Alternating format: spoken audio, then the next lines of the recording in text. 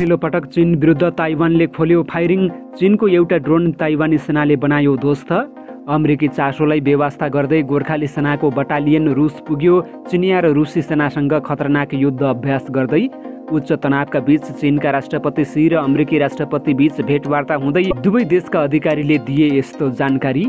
देश बनाउने आदर्श व्यक्ति खोजिरहेको एमाले अध्यक्ष ओलीको भनाई। सही नेतृत्व पाए आफू पछि हट्न तयार रहेको दाबी।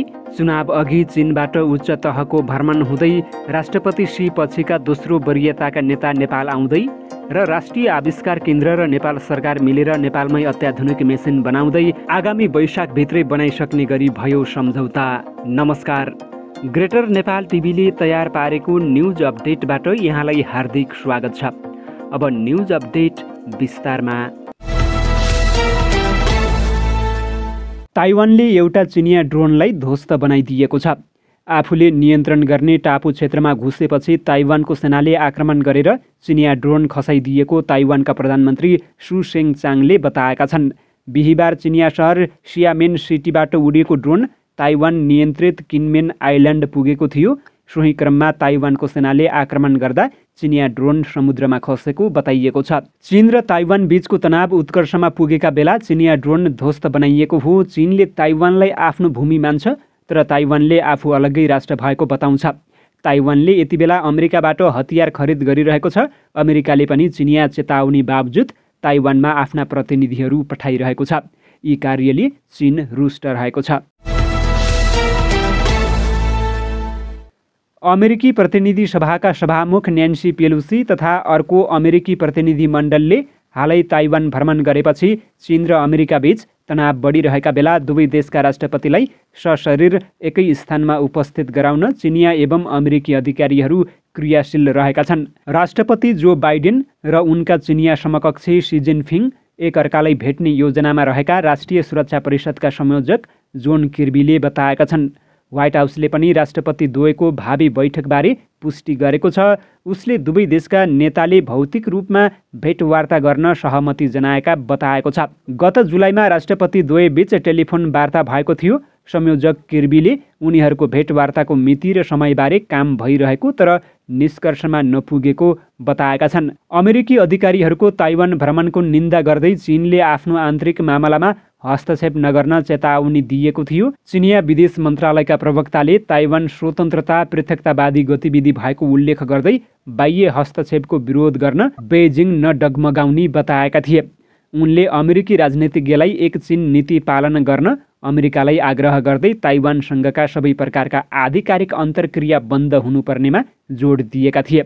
गत महिना सभामुख पेलोसीले ताइपे पुगेर राष्ट्रपति साई इङ वेनसँगको भेटवार्तामा वर्तमान विश्वले लोकतन्त्र र निरङ्कुशतामध्ये एउटालाई रोज्नुपर्ने परिस्थितिको सामना गरिरहेको बताउँदै उनले विश्वभरि लोकतन्त्रको प्रवर्धनका लागि अमेरिका दृढ रहेको उल्लेख गरेकी थिइन्।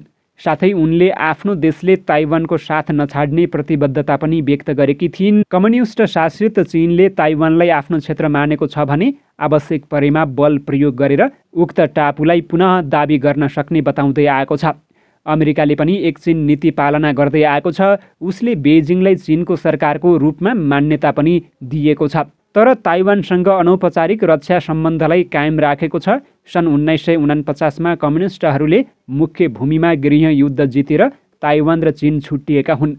बेजिङलाई चीनको सरकारको रूपमा मान्यता दिए पनि अमेरिकाले ताइवानसँग औपचारिक रक्षासहित अन्य सम्बन्ध कायम राखेको छ। बेजिङले ताइवानसँगको अमेरिकी सम्पर्कलाई द्वीपको दशकौँ पुरानो स्वतन्त्रतालाई स्थायी बनाउन प्रोत्साहन गरेको मानेको छ भने अमेरिकी नेताहरूले त्यसलाई समर्थन नगरेको बताएका छन्।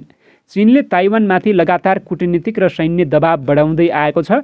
बेजिङमा कम्युनिस्ट शासन एकमात्र वैधानिक सरकार भएकाले टापु र मुख्य भूमि मिलेर एउटै चिनिया राष्ट्र बन्ने दाबीलाई राष्ट्रपति साई इङ वेनले समर्थन गर्न अस्वीकार गरेपछि चीनले सन् 2016मा ताइवानको सरकारसँगका सबै सम्पर्क विच्छेद गरेको हो।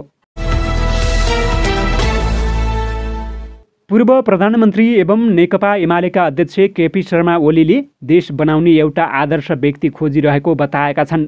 उनले मुलुकमा एउटा असल व्यक्तिको खाँचो रहेकाले मुलुक उसैलाई सुम्पिन चाहेको बताएका छन्। नेपाल जेसिस क्षेत्र क सम्मेलनको अवसरमा मोरङको सुन्दर हरैचामा शुक्रबार इन्द्रपुर जेसिस आतिथ्य शाखाको रूपमा रहेको समारोहमा उनले नेपालको हित र विकासका लागि सबै नेपाली सचेत भएर अघि बढ्न जरुरी रहेको जिकिर गरेका छन्। अध्यक्ष ओलीले नयाँ देश बनाउने मान्छे अरू कोही नभएर तपाईहरू स्वयं भएको उल्लेख गरेका छन्। उनले देशलाई सामाजिक आर्थिक रूपमा अघि बढाउन एकता र नेतृत्वको खाँचो भएको उल्लेख गर्दै भने नेपाल नेपालीले बनाउने तथा चलाउने हो, अरूले होइन। उनले हाम्रो देश प्रकृतिको सुन्दरतामा समेत धनी भएकाले विश्वको अग्लो सगरमाथाको शिखरदेखि तराईका होचा खेतीयोग्य जमिनको भूगोल समेतले देशको पहिचान र सुन्दरता बोकेको बताएका छन्। नेपालमा प्रतिनिधि सभा र प्रदेश सभाको निर्वाचनको चहल पहल भइरहेको बेलामा उत्तरी छिमेक चीनबाट उच्च तहको भ्रमण हुन लागेको छ। चीनका राष्ट्रिय जनकङ्ग्रेसका अध्यक्ष ली चान्सुले नेपालको 3 दिने भ्रमण गर्न लागेका हुन्। परराष्ट्र मन्त्रालय र सङ्घीय संसद सचिवालयको स्रोत अनुसार सीले भदौ 27 देखि 29 सम्म 3 दिने नेपालको भ्रमण गर्न लागेका हुन्। उनी प्रतिनिधि सभाका सभामुख अग्नि सापकोटाको निमन्त्रणामा नेपाल आउन लागेका हुन्।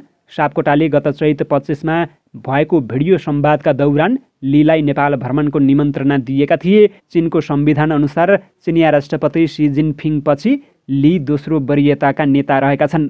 तर सीपीसी पार्टीको विधान अनुसार राष्ट्रपति सी, त्यसपछि प्रधानमन्त्री ली खस्याङ र त्यसपछि तेस्रो वरियतामा ली पर्छन्। चिनिया राष्ट्रपति सी पछि नेपाल भ्रमण गर्ने ली अर्को उच्च तहका नेता हुन्। सीले 23 वर्षपछि नेपालमा 2076 साल, असोज 25 र 27 मा उच्च तहका राजकीय भ्रमण गरेका थिए। चीनबाट पछिल्लो समय पटक पटक नेपालको भ्रमण भइरहेको छ। गत चैतमा चिनिया विदेश मन्त्री वाङ यीले नेपाल भ्रमण गरेका थिए भने त्यसपछि चिनिया विदेश विभागका प्रमुख लिउ जियानचाओले नेपालको भ्रमण गरेका थिए। अघिल्लो महिना नेपालको तर्फबाट परराष्ट्र मन्त्री डाक्टर नारायण खड्गाले पनि चीनको भ्रमण गरेका थिए। स्रोतका अनुसार लीले सभामुख सापकोटासहित राष्ट्रपति विद्यादेवी भण्डारी, प्रधानमन्त्री शेरबहादुर देउबा सहित राजनीतिक दलका शीर्ष नेताहरूसँग पनि भेटवार्ता गर्ने कार्यक्रम रहेको छ। भारतीय सेनाको 7 र 8 गोर्खा राइफल्स कन्टिन्जेन्ट बहुपक्षीय सामरिक र कमान्ड अभ्यास भोस्टोक 2022 मा सहभागी भएको छ। रुसको पूर्वी सैन्य क्षेत्रको तालिम मैदानमा उक्त अभ्यास शुक्रबारदेखि सुरु भएको हो। भारतीय दैनिक द हिन्दूका अनुसार उक्त अभ्यासमा चिनिया जनमुक्ति सेनाको पनि सहभागिता रहेको छ। यो अभ्यास अन्य सहभागी कन्टिन्जेन्ट र पर्यवेक्षकहरूबीच अन्तर्क्रिया र समन्वय बढाउनका लागि आयोजना गरिएको हो। भारतीय सेनाको वक्तव्यमा उल्लेख गरिएको उक्त पत्रिकाले जनाएको छ। गोर्खा भर्तीको निरन्तरतालाई लिएर भारत र नेपालबीच दुविधा रहेको बेला गोर्खा राइफलको सहभागिता तथा रुस युक्रेन युद्धका क्रममा अमेरिका र रुस बीचको तनाव जारी रहँदा भारतीय र चिनिया सेना रुसको आयोजनामा जारी उक्त अभ्यासमा सहभागी हुनु महत्त्वपूर्ण गतिविधि हुन्। सेनाको वक्तव्यलाई उद्धृत गर्दै हिन्दू भन्छ, आगामी 7 दिनसम्म भारतीय सेनाका सहभागीहरू संयुक्त मनोभर अन्तर्गत फिल्ड ट्रेनिङ अभ्यास, कम्ब्याक्ट सम्बन्धी छलफल र फायर पावर अभ्यासमा सहभागी हुनेछन्। रुसले जनाएअनुसार भोस्टोक 2022 2 चरणमा सञ्चालन गरिनेछ। रुसी उपरक्षा मन्त्री अलेक्जेन्डरले मस्कोमा दिएको जानकारीलाई उद्धृत गर्दै पत्रिकाले साङ्घाई कोअपरेसन अर्गनाइजेसनका सदस्य र अन्य सहयोगी मुलुकहरू सामेल रहेको जनाएको छ। त्यसमा Algeria, Armenia, Azerbaijan, Belarus, Bharat, Kazakhstan, Kyrgyzstan, चीन, लाओस, मङ्गोलिया, निकारागुआ, सिरिया र ताजिकिस्तान सहभागी रहेका छन्। अमेरिकाको आलोचनाको जवाफमा भारतले उक्त अभ्यासमा आफ्नो सहभागिताको बचाउ गरेको छ। भारतले नियमित रूपमा रुसद्वारा आयोजित यस्ता बहुपक्षीय अभ्यासहरूमा अन्य मुलुकहरूले जस्तै सहभागिता जनाउँदै आएको छ, विदेश विभागका प्रवक्ता अरिन्दम बागचीले बताएका छन्। उनलाई अगाडि उद्धृत गर्दै हिन्दू भन्छ, भोस्टोक अभ्यास नियमित हो र त्यसमा सैन्य दस्ताहरू मात्र सामेल रहेका छन्। व्हाइट हाउसका प्रेस सेक्रेटरीले युक्रेनमाथि बिना कारण बर्बर आक्रमणमा लागेको रुससँग संयुक्त अभ्यासमा सहभागी कुनै पनि मुलुकबारे अमेरिकी चासो रहने वक्तव्य दिएपछि भारतले प्रतिक्रिया दिएको हो। राष्ट्रिय आविष्कार केन्द्रले लघु, घरेलु तथा साना उद्योग प्रवर्धन केन्द्रको सहकार्यमा सिन्के धुप र दाँत कोट्याउने सिन्का उत्पादन गर्ने मेसिन बनाउने भएको छ। शुक्रबार उद्योग मन्त्रालयमा मेसिन बनाउन आवश्यक पर्ने प्रविधिको अध्ययन, अनुसन्धान र विकासको लागि काम गर्न लघु, घरेलु तथा साना उद्योग प्रवर्धन केन्द्र र आविष्कार केन्द्रबीच समझदारी पत्रमा हस्ताक्षर भएको हो। समझदारीमा प्रवर्धन केन्द्रमा निमित्त प्रमुख विष्णुप्रसाद भुषाल र आविष्कार केन्द्रको तर्फबाट अध्यक्ष महावीर पुनले हस्ताक्षर गरेका हुन्। आविष्कार केन्द्रले आगामी वैशाखसम्म सिन्के धूप र दाँत कोट्याउने सिन्का उत्पादन गर्ने मेसिन निर्माण सक्ने गरी सरकारले सघाउने सम्झौता भएको छ।